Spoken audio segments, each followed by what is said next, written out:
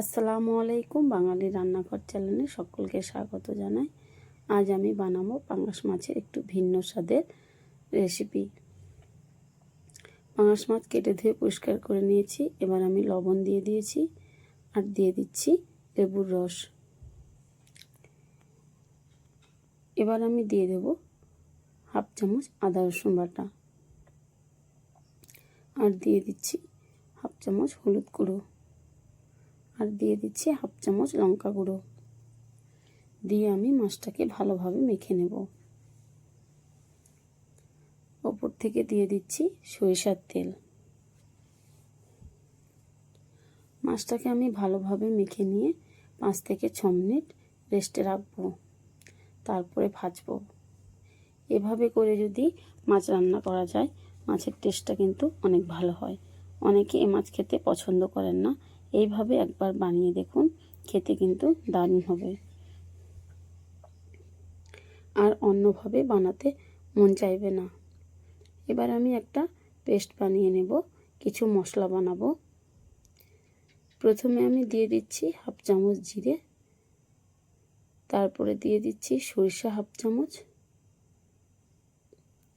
একটা টমেটো টুকরো করা, 2টো কাঁচা লঙ্কা, আর এটা মসুর ডালের বড়ি। এটা দিলে কিন্তু গ্রেভির ঘনত্বটা অনেক বেশি হয়।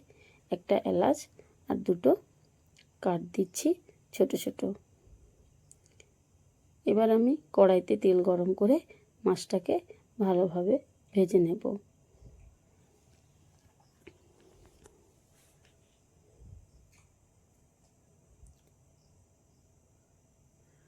এক এক করে আমি মাছগুলো দিয়ে দিচ্ছি।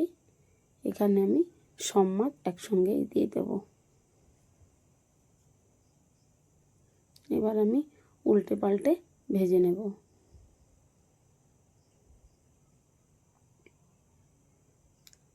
মাছটা কিন্তু আমি খুব ভালোভাবেই ভেজে নেব।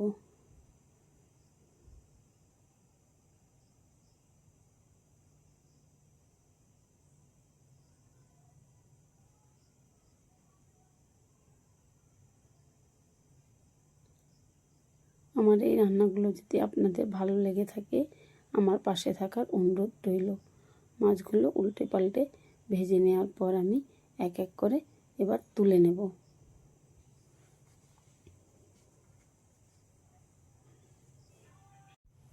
এভাবে করে কিন্তু মাছ ভাজা খেলেও দারুণ স্বাদ লাগে।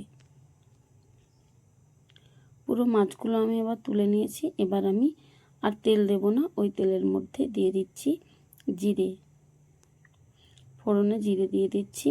জিরেটা ভালোভাবে নেড়ে ছেড়ে এবার দিয়ে দিচ্ছি একটা বড় সাইজের কুচানো পেঁয়াজ।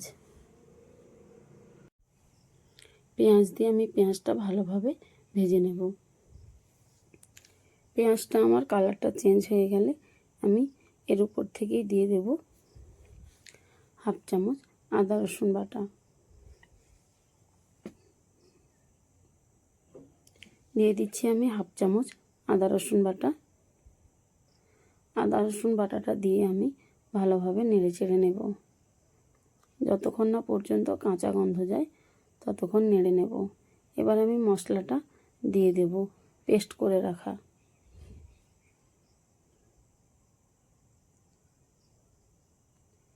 দেখো আমি পেস্ট করে রাখা মশলাটা দিয়ে দিয়েছি।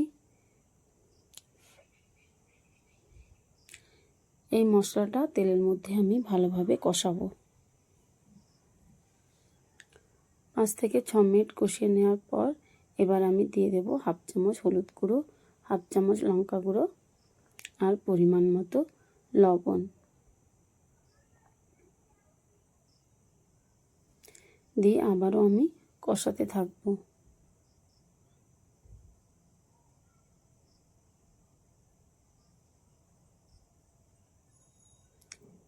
এবার আমি দিয়ে দেব মশলা ধোয়া জল।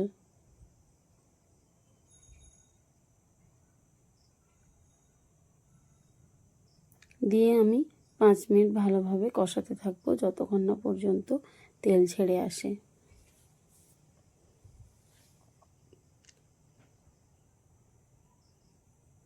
এবার দেখো তেল ছেড়ে এসছে।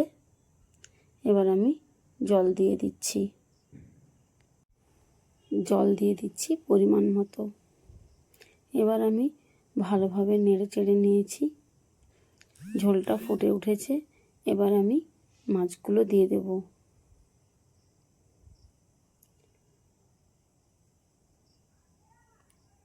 মাছগুলো দিয়ে আমি ভালোভাবে নেড়ে চেড়ে ঢাকনা দিয়ে 5 মিনিট ঢেকে আমি রান্না করব। ঢাকনা দিয়ে দিচ্ছি, 5 মিনিট ঢেকে আমি রান্না করব। দেখো 5 মিনিট ঢেকে আমার রান্না হয়ে গেছে। কালারটা আমার কেমন এসছে। উপর থেকে দিয়ে দিচ্ছি ধনেপাতা কুচি। এইভাবে যদি এই মাছের ঝোলটা রান্না করা যায়, খেতে কিন্তু দারুণ লাগে। ভালো লাগলে লাইক, কমেন্ট, শেয়ার করবে। পাশে থাকার অনুরোধ রইল।